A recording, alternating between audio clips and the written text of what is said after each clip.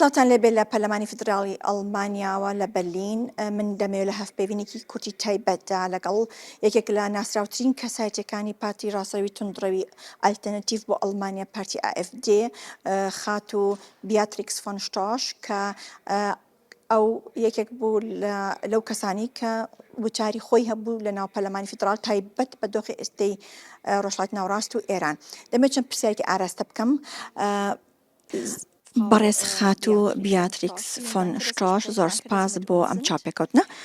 بەڕێزتان وتارتان هەبوو لە ناو پەرلەمانی فیدراڵ سەبارەت بە دۆخی ئێستەی ڕۆژهەڵاتی ناوڕاست. پارتەکەی ئێوە و بەڕێزتان دەڵێن چی سەبارەت بۆی کە ئەڵمانیا دەڵێت بە هیچ شێوەیەک ئێمە نامانەوێت بەشداری ئەو شەڕە بکەین. Ja, wir wünschen dem iranischen Volk die Freiheit. Wir wünschen das Mullah-Regime weg. ام هێویە ئازادیەش بۆ gelê Îranê dikin. Em dixwazin rejîma melayan nemîne. Xasma ji bo herêmê û ji bo hemû cîhanê jî ev yek wê pir girîng be. Ji ber ku ji Îranê teroreke mezin li cîhanê belav dibe. Lêbelê beşdariya leşkerî ya Almanyayê di wî şerî de karekî dûr e. Bi baweriya min li vir di parlamentoyê de hemû alî li ser vê yekê hevran e. Partiya Alternatîv ji bo Almanyayê piştevaniya vê yekê nake. Em ne di rewşeke wiha de ne ku karibin wê yekê bikin. Tiştê ku em ji hikûmeta federal daxwazê dikin ew e ku wan karên dişiyana wê de nebike. Ew jî rûbrûbûna wan encaman e ku gefin. Ya yekem mijara koçberiyê ye em bi zelalî dibêjin. Divê pirsgirêk li wî cihî bi xwe bêçareserkirin. Eger tevgera koçberiyê hebû, divê hêzên herêmî koçberan wergirin. Ya duyemîn mijara buhayê enerjiyê ye. Em nikarin bandora xwe li ser buhayê nefta xav di cîhanê de bikin. Lê em karin li vir bandorê li ser nirxan bikin. Ji ber ku beşeke zêde ya nirxan li cem me bi bacê vegirêdayî ye. Hikûmet dikare bacê kêm bike ji bo ku welatî encamên krîza rojhilata navîn du buhayê enerjiyê de his nekin. وەک بەڕێزتان ئاگادارن ڕاوێژکاری ئەڵمانیش لە ئەمریکا ئاماژی بەوەدا دەبێت باسی داهاتووی ئێران بکەین و هەروەها ترامپیش ئاماژی بەوەدا گوتی هەلێکی باش دەبێت ئەگەر بێت و ئێمە ئەپۆزیسیۆن پرچەکەین بۆ نمونە کوردەکان پرچەکەین بۆ چوونی ئێوە چیە سەبارەت بەمە و هەروەها ئایا پارتەکەی بەڕێزتانیش پلان B هەیە بۆ داهاتووی ئێران؟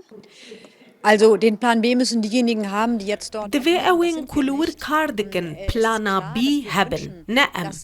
Eşkere ye ku em dixwazin guhertina rejîmê çê bibe û ev yek jî divê ji hundir ve bibe. Rêkxistinên opozîsyona Îranê jî her vê yekê dixwazin. Hinek navendên rapirsiyê li derve hene nîşan didin gumaneke zêde li ser guhertina rejîmê biriya destêwerdana derveyî heye. Rejîma Îranê jaliyê leşkerî ve pir xurt e. Bi çend bombeyên asmanî naguhere. Lewra divê gel bi xwe rabe ser piyan. Almanî bi tu awayî nikarin bandora xwe li ser vê yekê bikin. پارتەکەی بەڕێزتان و بەڕێزتان پەیوەندی دیپلۆماتیتان هەیە لەگەڵ یاخۆ پەیوەندیتان هەیە لەگەڵ ئۆپۆزیسیۆنی ئێران گفتوگۆتان کردو لەسەر داهاتووی ئێران؟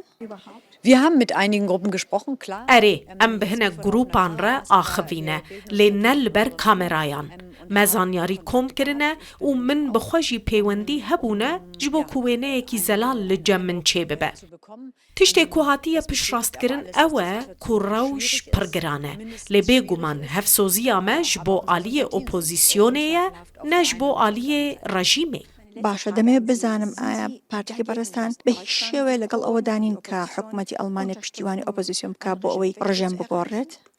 Also wir Em weke Partiya Alternatîv ji bo Almanyayê bi giştî pir bigumanin li ser destêwerdana derveyî di karûbarê navxweyî yên welatan de. Piştgiriya milîsên çekdar bo hevkariya xelkê sivîl em weke karekî bi pirsgirêk dibînin. Em tê digihin ku hinek kes vê yekê dixwazin. Lê divê mirov li ser encaman bifikire û bi baweriya min em niha ne duê astê de ne ku biryareke wiha bidin. خاتو بیاتریکس فۆن شتۆش زۆر سپاس کە لەگەڵمان دابیت.